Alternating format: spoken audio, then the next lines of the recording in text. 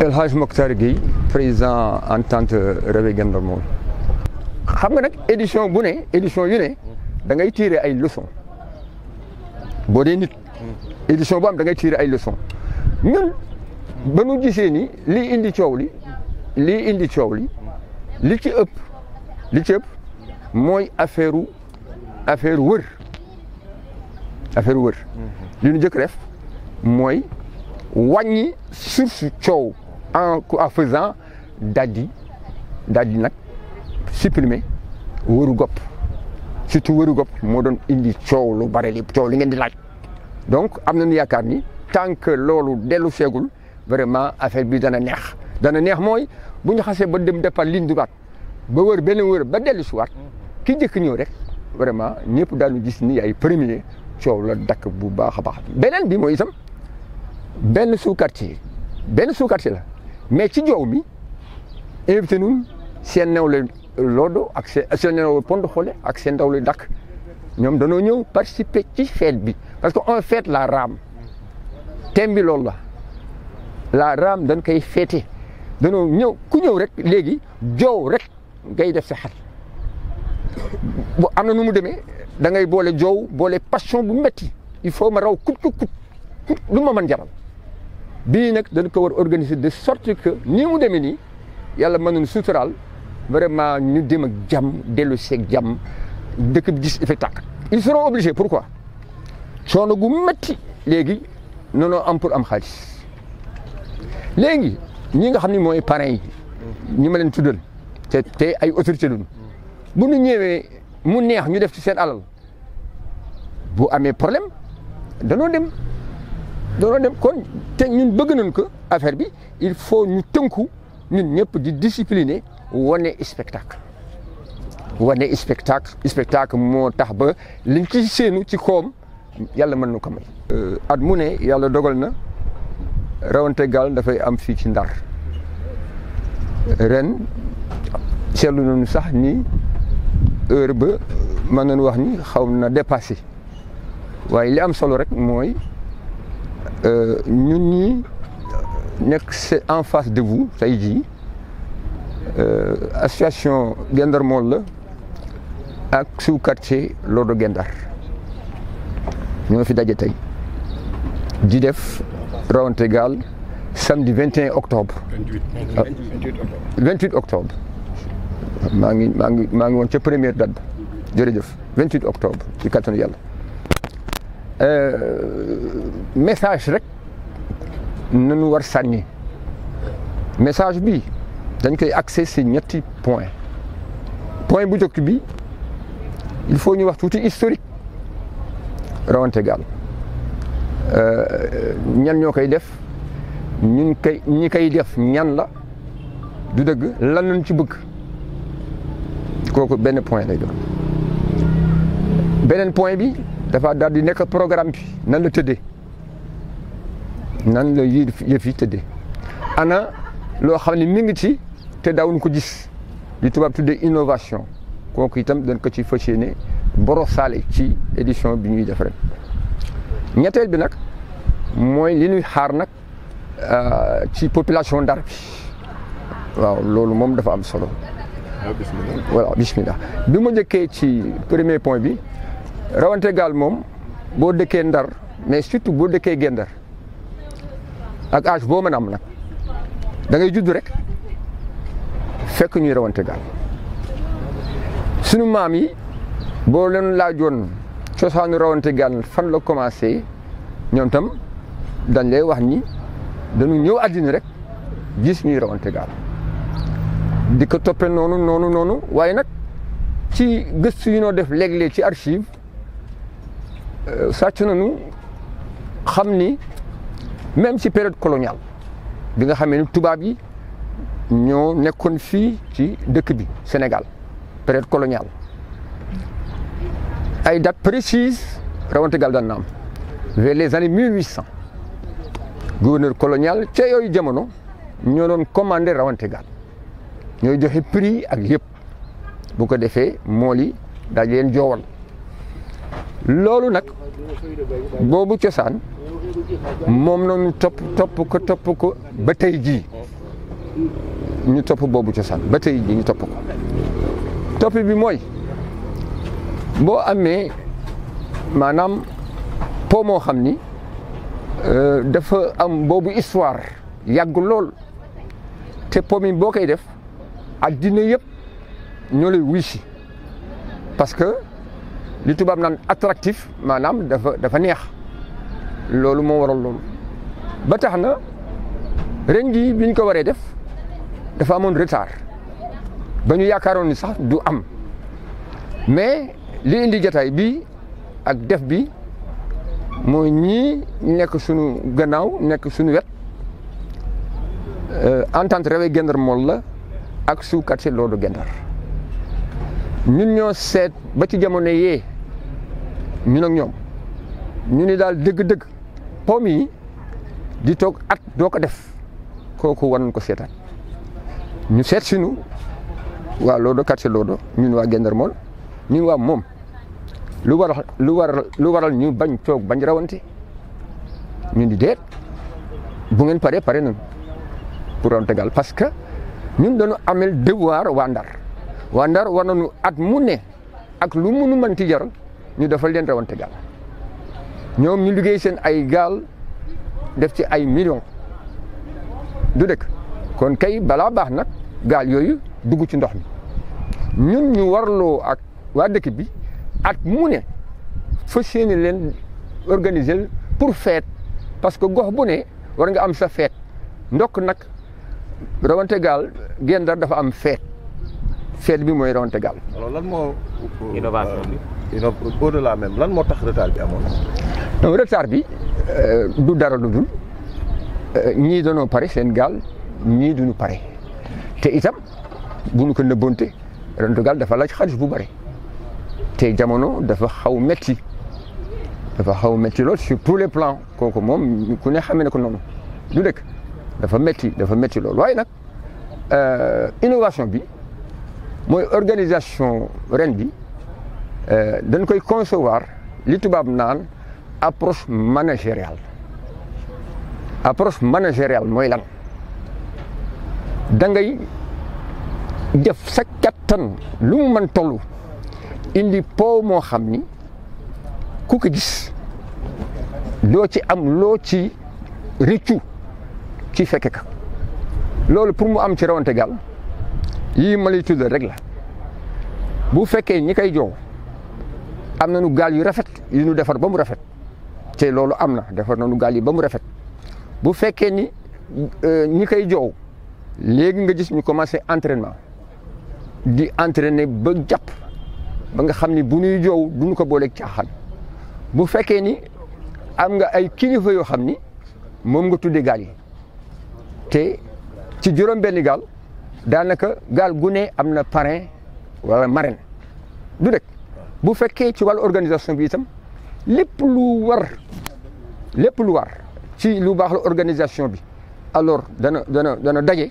yooyu yëpp daf ciy am te dama revenir ci benn aspect communauté Guet Ndar lii moo def nii seen alalu bopp noonu dugal te malgré li may wax yëpp duñu fay kenn dërëm xam nga barewul po yu mel nii dañu koy organiser te duñu jaay billet dërëm duñu ko ci def benn spectateur duñu def dërëm kon mbégte la bu nu bëgg jox population bi waa Ndar parce que Ndar itam bañ ko xamee muy capitale du Sénégal d'abord capitale de l'AOF nekkoon capitale de la Mauritanie nekkoon capitale du Sénégal 3 fois capitale po yu mel nii moo taxoon rawante gaal Ribidjon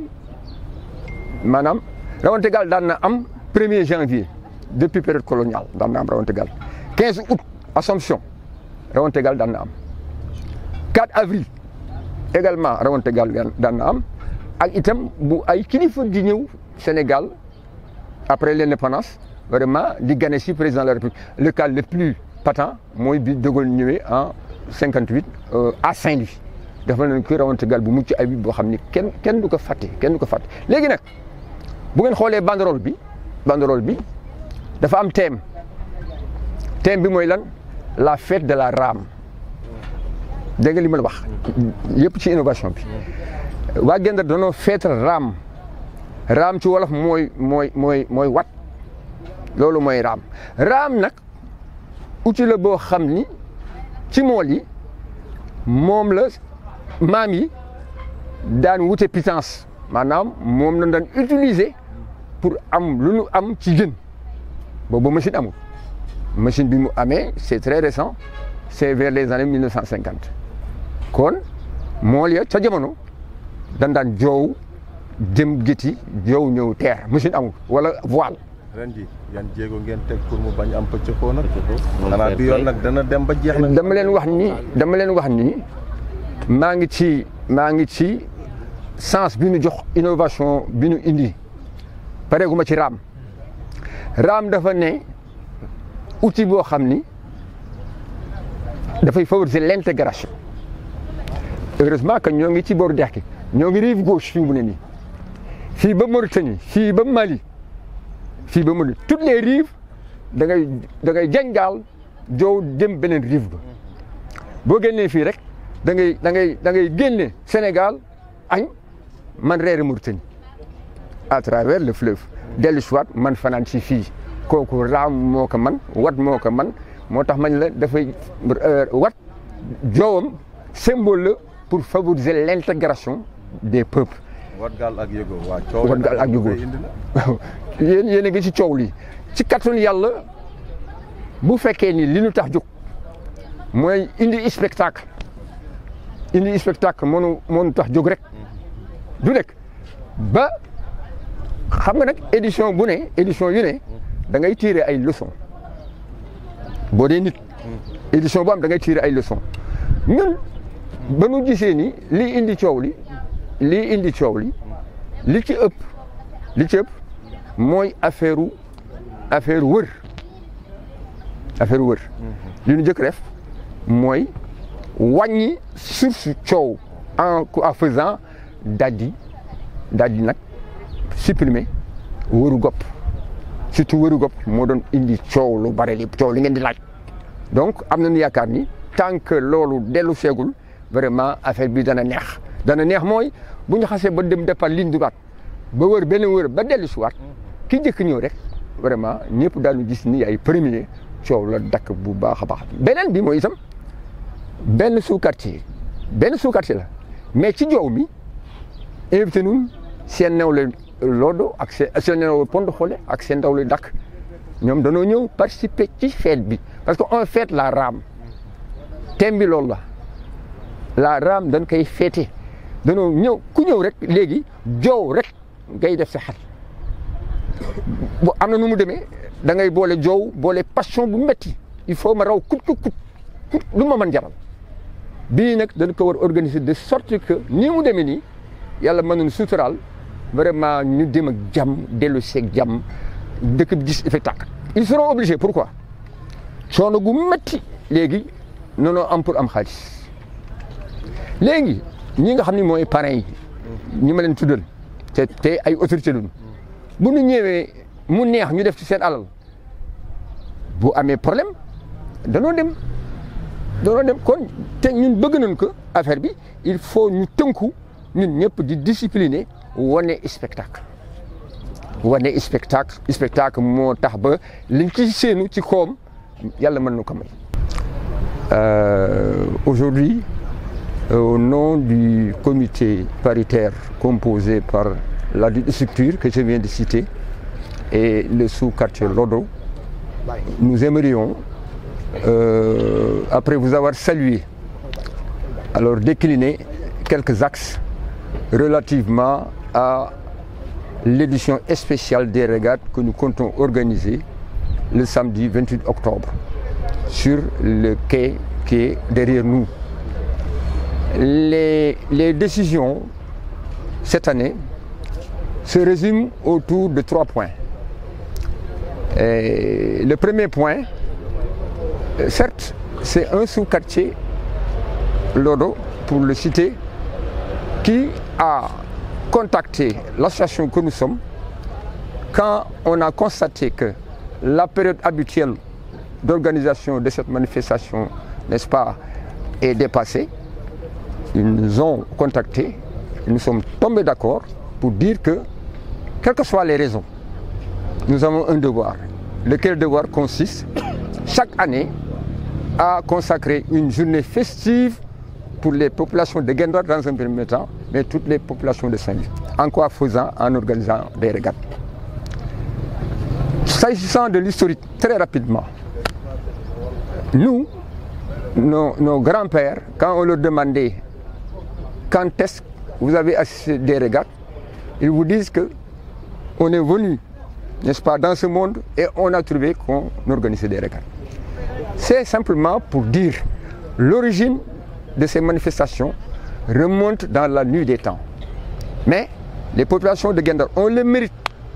de faire tout pour pérenniser, quel que soit alpha, cette manifestation. Parce que, comme vous le savez, les régates maintenant figurent dans l'agenda culturel de la cité. Ça, c'est important. Les régates, à côté du réveillon, à côté du jour de l'an, c'est ces manifestations qui faisaient naguère, n'est-ce pas, que Saint-Louis, en tant que capitale d'abord de l'AEF, ensuite de la Mauritanie et du Sénégal, Saint-Louis était connu dans le monde par rapport à ses dimensions culturelles, n'est-ce pas? Nous, on a le devoir, dans le cadre de la renaissance de cette cité tricentenaire, vraiment de consentir des efforts qu'il faut pour préserver ce patrimoine immatériel. Raison pour laquelle nous avons vraiment tout fait pour que cette manifestation ait lieu. Chaque expérience doit pousser l'intéressé vraiment à la réflexion. À la réflexion maintenant, quand naturellement le spectacle qu'on attend patiemment est ponctué d'incidents, le sang coule, il est évident que les gens, les sponsors, les bonnes volontés, les autorités qui mettaient leur bille pour vous accompagner, mais ne seront pas enclines vraiment à revenir. Maintenant, la balle est dans le camp des acteurs. S'ils parviennent, encore une fois, et c'est notre objectif, à créer les conditions pour que l'événement se passe dans les conditions les meilleures, où seront positionnés uniquement l'effort des acteurs, leur dextérité, leur navigabilité, n'est-ce pas? Sen xarañ ci wolof. Si tout est réuni, ce sera un spectacle de qualité qui verra la participation de ces derniers. Ça, j'en suis persuadé. On va l'inscrire, cette organisation, dans une démarche managériale. Pour dire quoi? C'est un spectacle auquel on va convier les populations. C'est un spectacle qu'on veut produire. Un spectacle plein. Un spectacle où il n'y aura pas la place à la tricherie. Un spectacle où il n'y aura que le fair play. Raison pour laquelle c'est des belles pirogues qu'on a vraiment, disons, fabriquées pour le moment et qui seront mises à flot le jour J. Les rameurs, bientôt, vont s'entraîner durement pour respecter le fair play, ne compter que sur leur force vraiment pour gagner des places. Ça également, c'est extrêmement important. Également, permettre à la population de pouvoir venir assister très nombreuses. Parce qu'on les facilite ça. Comment? C'est gratuit. Il n'y a rien à payer. Appel à la non-violence. Vous parlez de violence. Nous, on est vraiment dans les dispositions pour ne pas connaître la moindre violence. Pourquoi? L'intitulé de la journée, c'est la fête de la rame. C'est une fête. La rame est son symbole. J'ai pris l'exemple des rives et du Sénégal et de la Mauritanie. Grâce à la rame, qui est maintenant un outil d'intégration, mais on quitte le Sénégal le matin, n'est-ce pas? On traverse l'autre rive, on mange là-bas, n'est-ce pas? On prend femme là-bas, n'est-ce pas? On noue des amitiés là-bas et on revient au Sénégal. C'est la même chose au Mali. Donc la rame, c'est un symbole extrêmement fort. À l'occasion de cet événement, nous aimerions vraiment alors pointer le cursus sur vraiment cet outil qui permettait à nos ancêtres, avant le moteur, d'aller chercher leur pitance et revenir. Ça, c'est un symbole fort qu'on a inculqué dans l'esprit des rameurs pour que le jour J, qu'ils pensent vraiment à faire la fête. Et les autres sous-quartiers seront dedans. Ce n'est pas Baye. Il y a de cela 2 ans, nous avons fait cette manifestation avec un sous-quartier. Baye, même avec une rue, il est possible d'organiser une fête. Et ce qui nous importe, c'est ça. Il faudrait que les gens qui viennent, au-delà de la partition des équipages, assistent à un spectacle. Le spectacle consiste à quoi? Avoir des gens qui sont dans des pirogues qui pèsent des tonnes, qui parviennent à la naviguer vraiment avec toute la dextérité requise, avec vraiment toutes les techniques. Parce qu'il faut ça. En un mot, les gens vont voir quels sont les rameurs, n'est-ce pas, les plus forts dans ce milieu qui est l'eau.